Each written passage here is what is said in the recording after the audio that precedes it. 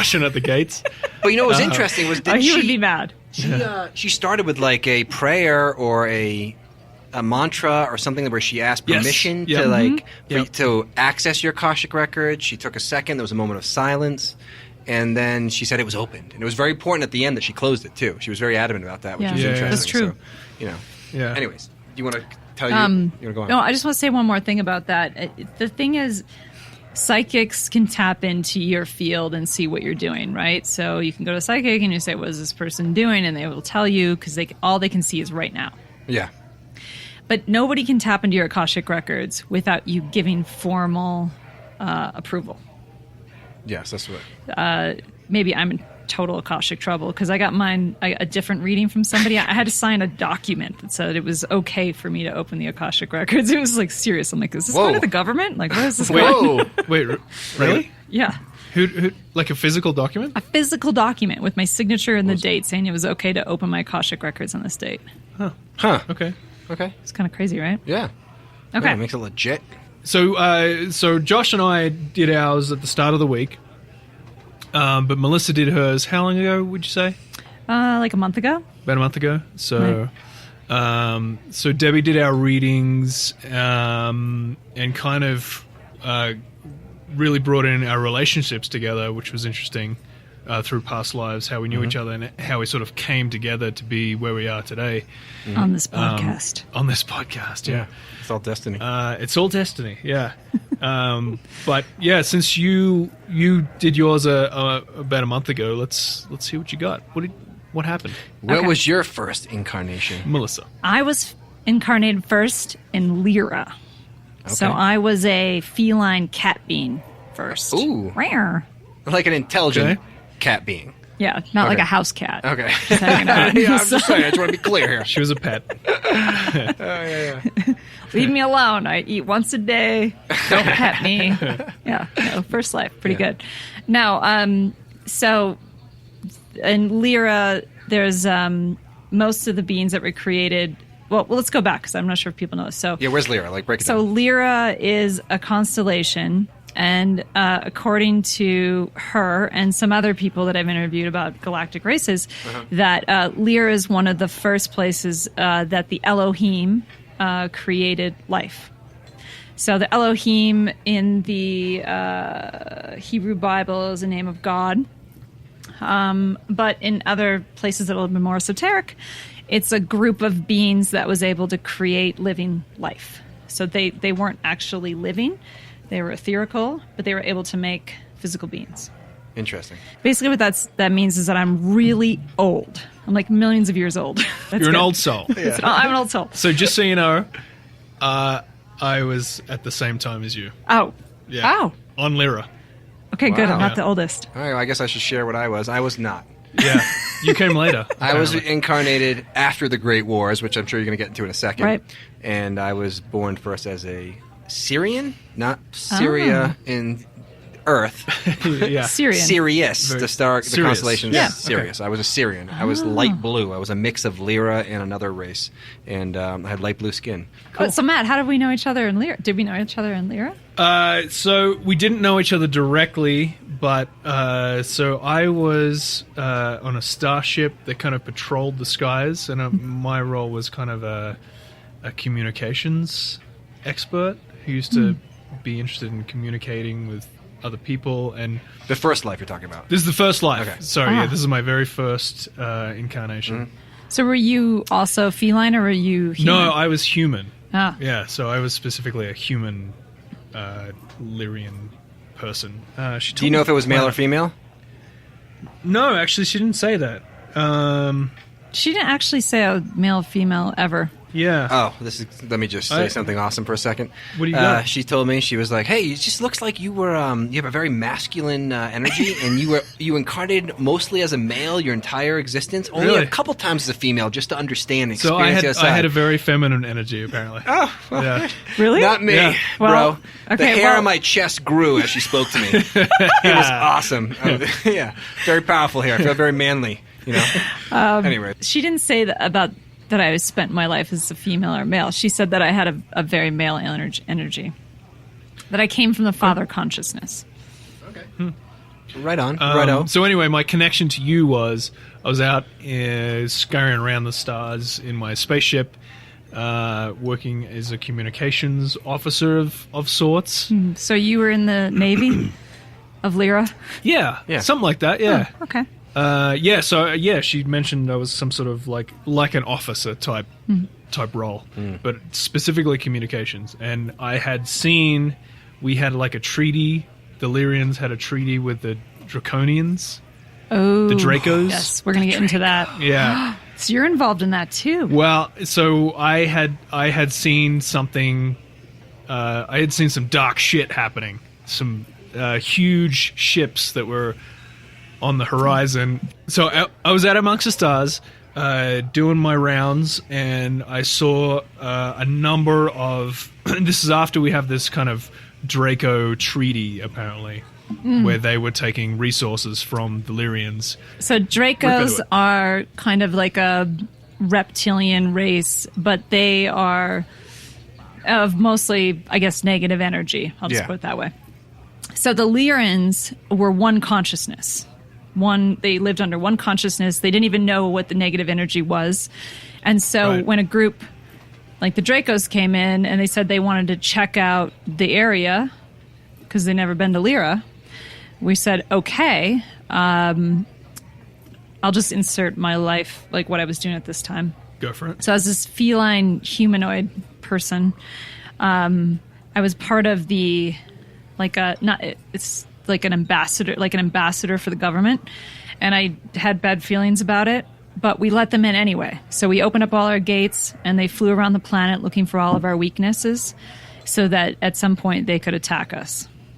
And so that's what they were doing when we opened up for the treaty. So we said, yeah, sure. We don't know what negative beings are. That sounds like a great idea. That's what Debbie was saying to me, is that the Lyrians are very peaceful people, didn't really know much about fighting or defense for that matter.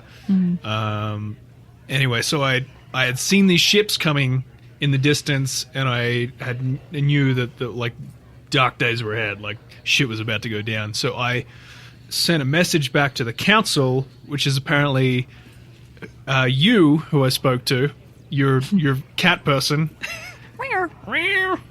And so wait, Lyrians are multiple races then? Some are humans, some are cat people? Yeah, so Lyrian, I thought it was like one sort of alien race, but it's apparently like a grouping of people within a star system. That's good to know. Okay. Yeah. So I should go back. I'm still of human DNA, but I'm like half feline, I guess. This lifetime, I don't know. Whatever. Anyway, go ahead. Yeah, no, so that was my connection to you, was the person or the entity, I guess, who I had warned that there was shit coming, brace yourselves, was you, apparently. But we didn't know each other directly, but that was my one connection to you. Yeah. That's so crazy. Because she told me that I felt that there was something bad going to happen anyway, and so there was only a matter of seconds to get a bunch of people in a ship and leave, but everything else was destroyed. And for most of all of my lifetimes, I felt guilty about going along with the council's decision to let them in. So apparently it's carrying interdimensional or some interdimensional baggage. Yeah. And Debbie, not knowing me, she said, "But now you're very outspoken, but because of that situation, you're so afraid of something happening that you will not let anything happen again." That explains a lot, Melissa. Yeah, I'm a big pain in the ass. She's nailed you down for sure. If you know Melissa, you know that makes a lot of sense. That's proof that Debbie knows what she's talking about. She has your book. Yeah. So apparently I did the same thing. As soon as I saw this happening, I raced back in my ship and filled it with as many people and tried to evacuate as many people as possible, because I knew something was about to happen. And then I took off to the Pleiades, which is apparently where a lot of my lifetimes occurred. Oh, interesting. So your first one was Lyrian, and then after that, only one, and then after that was all Palladian? So after that happened, after the Draco apparently attacked Lyra, the star system in general, everyone just kind of scattered. All those who survived just kind of scattered throughout the galaxy. Yep. And a lot of people went to the Pleiades, and apparently that's where I got my green eyes. My delightful green eyes comes from Pleiadians. So blue and green eyes. Comes from the Palladian bloodline. Really? So yeah, there you go. Interesting. I want to stop for a second and talk about the Draco for a second. Okay. It looks like it looks like the Draco in our mythology and our own culture is probably what people associate with demons or the devil. Yes. Or anything dark. So this, because Lyra was one of the first creations of the Elohim, and so the Lyra constellation and the Draco constellation are right next to each other.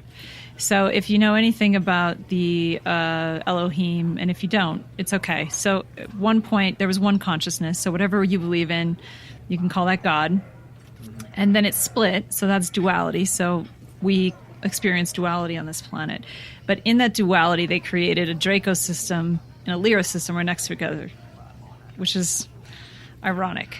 But it was going to happen, this battle. But the battle killed 50 million Lyrans, but it spread out this genetic DNA throughout the universe, throughout the galaxy, which was very important so that the beings could have different experiences. So it was a horrible thing, but it was divine in its nature. It was supposed to happen to help spread the seed. Exactly. Interesting. Exactly. Okay. So I left and ended up in Andromeda, the star system of Andromeda, not the galaxy. Oh. So within our galaxy is an Andromeda star system. But I also have green eyes. So maybe they have green eyes on Andromeda too. Maybe. Yeah. You've got some Pleiadian in you somewhere. Somewhere. Andromeda is really interesting on a couple levels. So the Andromeda women are really strong, which resonated with me only because... Like physically or mentally? It's a difference for me. They're like mentally. Are they jacked? Brutally Amazonian. They're huge. They're just dominating the men like black widows and just having sex with them, then killing them. Yeah. No. I think I've had a dream like that once. That's good. Yeah. Sorry, carry on. Did you snort? We're not cutting that out. That's staying in. This wine is good. So I wasn't sure if it was the Greek or Romans, but they had this kind of vision of Andromeda women as being these like strong women, probably where the idea of Amazonian women came from. Yeah. Is from Andromeda. Yeah. But it wasn't that they were like beating men up. It was that they had, there was no concept of marriage. There was no concept of people owned each other. There was just a lot of freedom. And women would wear these huge headdresses, kind of like in Asia, with these like massive big dresses and headdresses and stuff like that. So she said that some of that DNA had come to the Asian cultures. That's why some of them have adopted that dress and that look. Huh. But anyway, I identified with it because I guess I spent a lot of time there, is because I kind of don't understand a lot of... I mean, it makes sense because you wear a lot of crazy headdresses when you come and... Yeah, when we see you, just for fun, just insane. Like you can barely fit through a doorway. So what really affected me when she was reading that was that I don't understand why people feel like they have to do certain things as men and women. I just don't get it. I honestly don't. I don't understand. I feel like men should be able to do what they want and women should be able to do what they want. There shouldn't have to be all these rules and nobody. So this. You weren't barefoot and pregnant in the kitchen in the 50s. Nope. But something else that was really weird about my experience in Andromeda was that I spent a lot of time on that council as well. And so that planet, because they were so far away from the Draco, they would go to, I would get on a ship and go to all these other planets and try to unite the actual galaxy. So I would go there, they wouldn't speak my language, and I would draw pretty pictures, and I'd say, look, we're all together, right? Or something. And I tried to get them to be part of the Galactic Council and create it so that we were all unified against the Dracos. Okay. Like kind of a United Nations type of thing. Yeah, okay, cool. And, but the problem, I'm just jumping ahead. The problem that we couldn't unite all of these star systems except the one planet that was bringing down our vibration was Earth. It just couldn't get itself to the same vibration. So I got so frustrated that I decided to incarnate as a human being on this planet. And now I'm here. Very interesting. That's so you too. I'm so frustrated. Fuck it, I'm going to do it myself. I got this, guys. No one else can do this. But I'm having do this myself. Really hard time. I've been having a really hard time. But okay, something that's really interesting. So I published a comic book about 7 years ago. The main character is a woman. She crash lands on Earth during the Vietnam War. She's from Andromeda. her main goal is to raise the vibration of Earth through chaos so that people can start to think